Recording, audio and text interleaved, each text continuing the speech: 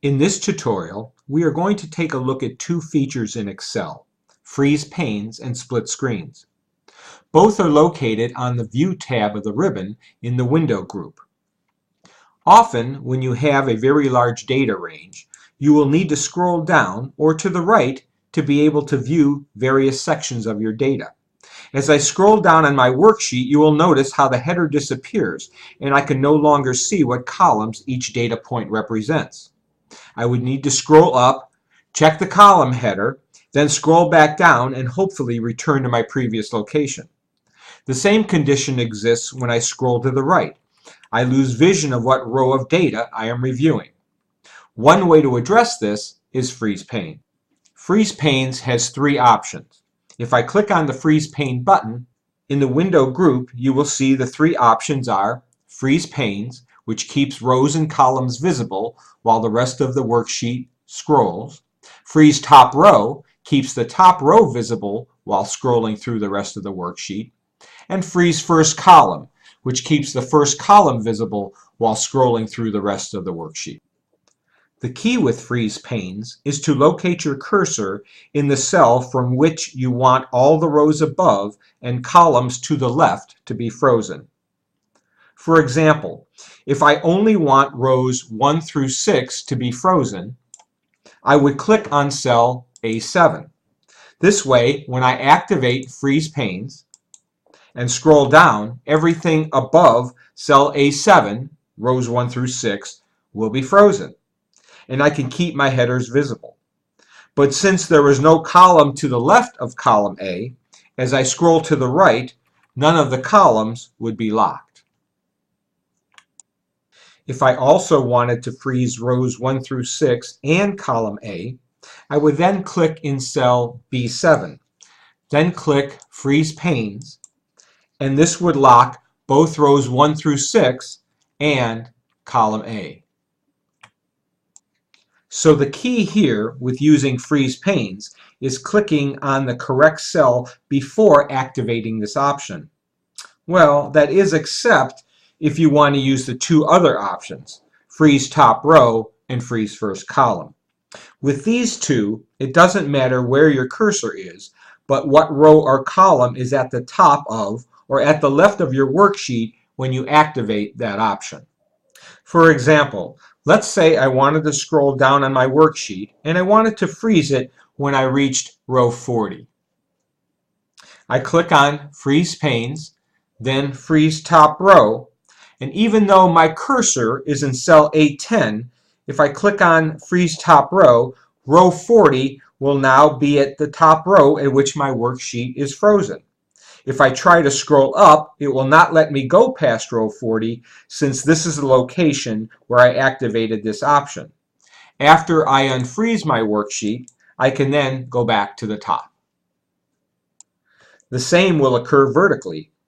In this case, if I scroll to the right and stop at the point where column C is the leftmost column, even though my cursor is now in cell L8, if I activate Freeze First Column, as I scroll further to the right, column C is the point at which the columns are locked. As I scroll back to the left, even though my cursor is in column A, the column C is where the worksheet was frozen, and that remains the first visible column. Unfreezing the worksheet allows me to return to the beginning of the file. Now let's take a look at the split screen option. Split screen allows similar but more flexible viewing than Freeze Panes. If we hover over that option, you will see that split screen divides the window into different panes that each scroll separately. As with Freeze Panes, the location of your active cell will determine where the screen will be split.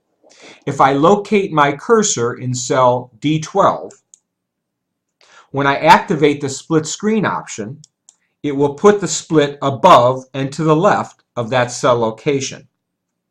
There are several options available as to where you can position each of the splits and how to remove them.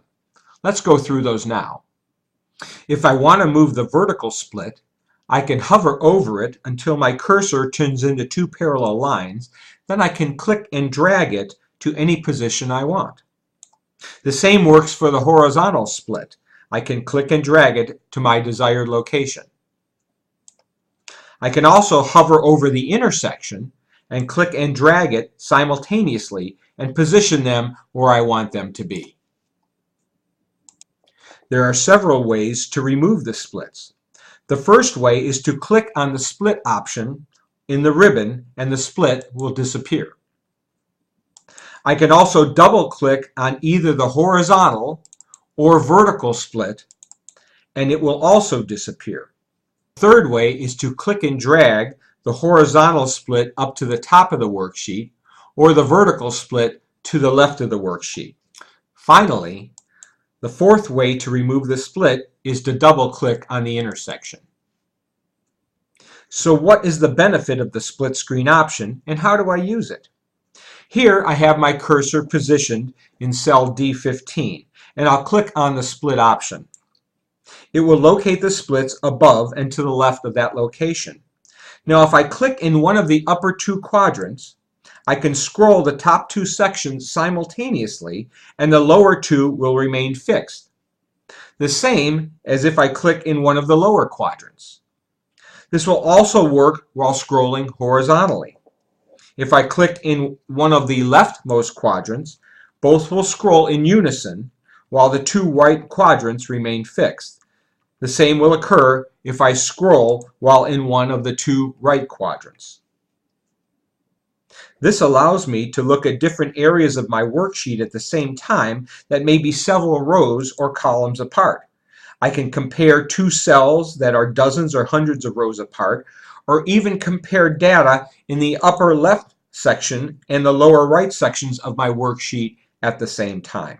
So it gives you the flexibility to view and compare several areas of your worksheet, even though they may be several rows or columns apart. I can now double click on the split intersection and my worksheet is back in normal view. And there you have it. That's freeze panes and split screens in Excel.